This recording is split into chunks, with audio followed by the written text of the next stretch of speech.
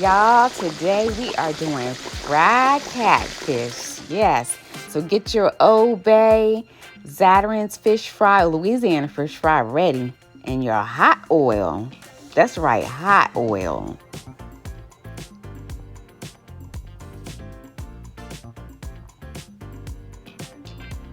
All right, so now I'm going to put my seasoning mix into the Ziploc bag because that's where I'm going to be shaking up that catfish. And I have Louisiana fish fry and Zatarain fish fry because that's what I had. So that's what I use. It all tastes good.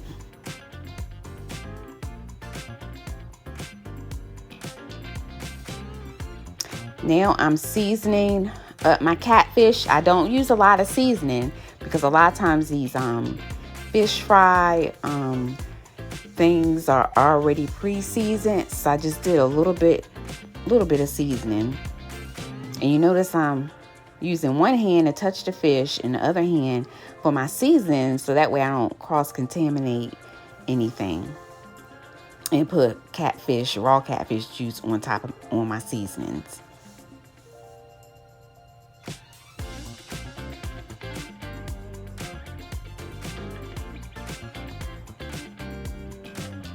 The thing about catfish, when you do fry it, you want to fry it kind of on the hard side. It's hard side. Some people like it not fried too hard. So you could do like a, I don't know, medium fry.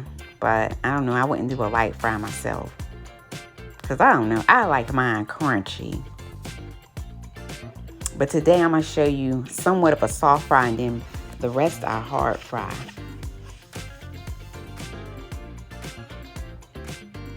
And make sure you get all your pieces and go down because I had some pieces way at the bottom.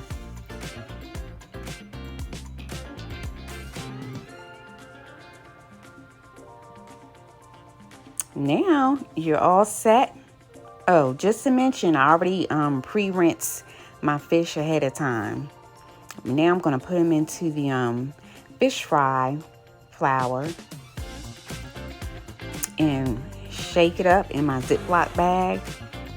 I got my oil on. I started with medium, but I had to turn it up a little bit higher. Like I said, everyone's stove is always different. But you do want the heat somewhat high, but not too high. So basically, like I said, start with a medium, then go to a medium high. And I'm taking in the parts that didn't get covered with the shaking. I'm just taking the fish fry and just shaking it on the pieces that has not been exposed to the fish fry. Now I'm testing my oil. That's not hot enough. So I turned it up a little bit just to see. And let it sit for a little bit. So you want to do a test. You want it to kind of sizzle. And make sure, it makes a noise when you put your flour in. Because if it's not hot enough, it's just going to basically take all that fish fry off of there. And then it's just not going to be good. So you want it to be nice, hot, and popping. But not too much because then it'll burn. So you just have to play with your oven or stove. Look at that, nice big pieces of catfish. So I got it from Publix and they usually have some pretty good catfish.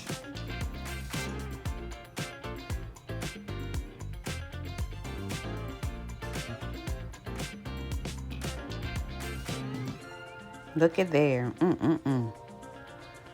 I'm just saying it was good. It was good when we had it.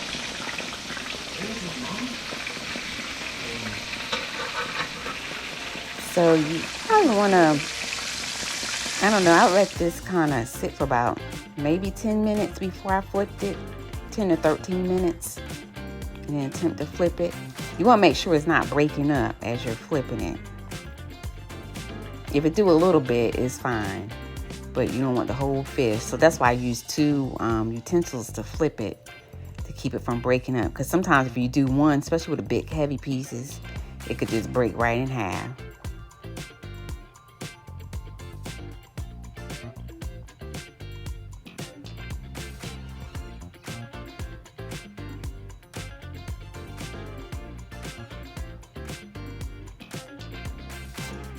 And I have a plate underneath my layers of paper towel because you wanted to catch your oil or your grease.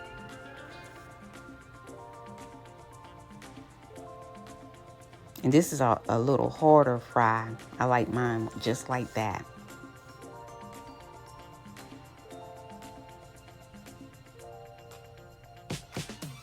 Now, if you want to make you a fish sandwich, go ahead and make you a fish sandwich. And I always like to top my fish sandwich off with some hot sauce. Today I'm using, a garlic hot sauce, which I just love the flavor of it.